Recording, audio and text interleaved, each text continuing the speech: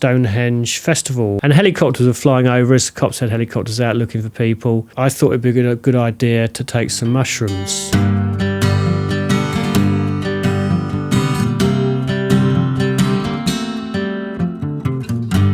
So it was back in 1986 or 1985, I don't know. But it was the time of the evil Thatcher, and the Tories had been in power for about 6 years, and they had decided, well, they had created the convoy because people decided, why have a shit life and be unemployed living in the city if you can go on the road with a van with your mates and drive around all summer. And I wasn't part of the convoy, but the convoy liked to go to Stonehenge Festival every summer solstice, and there'd been a festival in Stonehenge for many years. And it was a free festival, which meant not only that you didn't have to pay to get in, but it also meant that there was no supervision by the state, there was no police on site, and the authorities didn't like that. So to try and stop the Stonehenge Festival, I think it was a section of the Public Order Act in the mid-1980s, they set up they called an exclusion zone, a 4-mile radius around Stonehenge for a period of about 2 weeks before and during the solstice. And anybody found within that 4-mile exclusion zone in a group of more than 2 people could be arrested. So yeah, sounds more like 1984 than 1986, but yes. So I went down there with a couple of mates. I think it's a bit hazy actually. I don't remember who I was with. And we ended up in some woods near Stonehenge. There was about a few hundred people camping in the woods, trying to work out a way to get to the stones. So we knew there wouldn't be a festival because there was too many cops around, but it became a protest, and it became a way of getting to the stones to protest against what the state was doing. And because I was 21 or 22, I thought it'd be a good idea to take some mushrooms. So if you can kind of imagine what it was like in these woods, you've got a few hundred people sort of camped in these woods, lots of vehicles. There was a kind of feeling of celebration, but also building up to like, what were we going to do?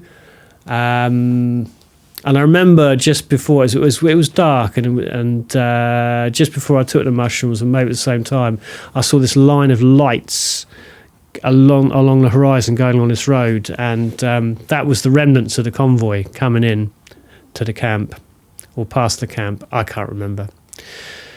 So at some prearranged time, by which time I was well up on the mushrooms, everybody headed out to try and get to the stones. It was around about midnight, 1 o'clock in the morning. 200-300 people walking through the woods and down this lane. If you look on a map, it's called Allington Track, down towards the A303. And we were walking along this lane at night, trying to not be seen. And helicopters were flying over us. The cops had helicopters out looking for people. And one of the funniest things that I saw that night was, as a helicopter flew over, 200 people dived into a ditch to hide. And it worked. The helicopter didn't see us because we were all just a bunch of hippies, and it was remarkable that worked. Anyway, so I'm walking down the street, walking down this track. I was tripping fairly well. I'd had acid before, so I knew what to expect. It wasn't as strong as acid. And but it did obviously make the experience at that point a little bit unusual. So we got onto the A303, which is a dual carriageway at that point, and started walking down a hill. So until that point, we'd been going along this little road, and it felt quite secure. And we got on the A303, it felt very exposed, walking down 200-300 people walking down the middle of a dual carriageway at 1 o'clock in the morning.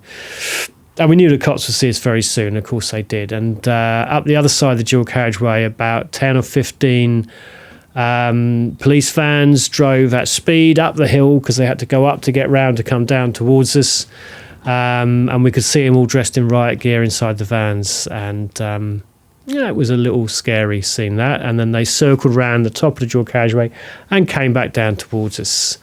jumped out of the vans, and then helicopters were coming over with floodlights and loudspeakers, basically hovering there and shouting through the loudspeaker saying, "You are in a prohibited zone, you will be arrested if you don't leave," all that kind of shit, which when you're on mushies, helicopters with lights and megaphones is not a good combination with mushies, I have to say. It's a bit freaky. And then all these cops in the riot gear started charging at us. So they basically, I don't know how many, couple of hundred cops in riot gear charged down the hill towards us, running with their batons raised. I basically effectively shit myself, not actually, but metaphorically. And everybody started running. And we ran into the fields on either side of the dual carriageway. But again, the mushies, that was not a good moment to be on mushrooms. Again, helicopters, riot police, charging. So if I had been straight, what I would have done was probably just quietly ran away over the fields and escaped. But my mental faculties were not quite as sharp as they would have been. So I just basically, in fear, stood there and waited to get arrested, which I did. I was arrested by a very out-of-breath copper who was much less scary up close with his riot gear on, because he was huffing and puffing and red in the face and running down the hill towards us. And he nicked me, and loads of people got nicked.